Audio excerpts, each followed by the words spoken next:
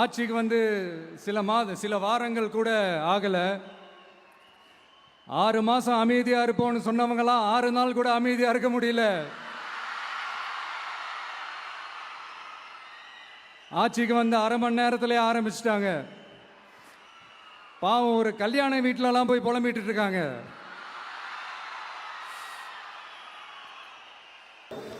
இப்ப பொறுப்பு அவர் கையில இருக்கு. மக்கள் அதிகாரம் கொடுத்திருக்காங்க, அனைத்து அதிகாரங்களும் கொடுத்திருக்காங்க. அதுக்கு அதிகாரத்தை கொண்டு நான் என்ன இந்த தமிழ்நாட்டுக்கு பண்ண போறேன்னு ஒரு விஷன் ஸ்டேட்மெண்ட் கொடுத்தாருன்னா நம்ம கேட்கலாம். ஆனா திருப்பியும் திராவிட முன்னேற்ற கழகத்தை தலைவரையும் அவர் வந்து முன்ன சிஎம் சார் சொன்னாரு, இப்ப ஸ்டாலின் சார் சொல்றாரு விஜய் அண்ணா. அவர் வந்து பதில் சொல்லி திருமண நிகழ்வுகளை வந்து புலம்பிட்டு இருக்காரு சொன்னாரு. விஜய் அண்ணா உங்களுக்கு நல்லா தெரியும், எங்களோட திருமண மேடை தான் எங்களோட பிரச்சார மேடை. சுயமரியாதை கல்யாணம் பண்றதுதான் எங்களோட நெறி.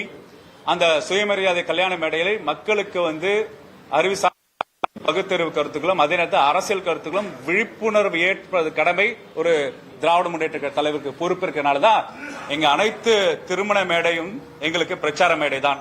கொஞ்சம் வரலாற்றுலாம் எப்படி கொஞ்சம் படிச்சிருந்தா தெரியும், ஸ்கிரிப்ட் எழுதினா படிச்சா அந்த வரலாற்று தெரியாதனால அவர் வந்து இப்படி பேசியிருக்காருன்னு நினைக்கிறேன்.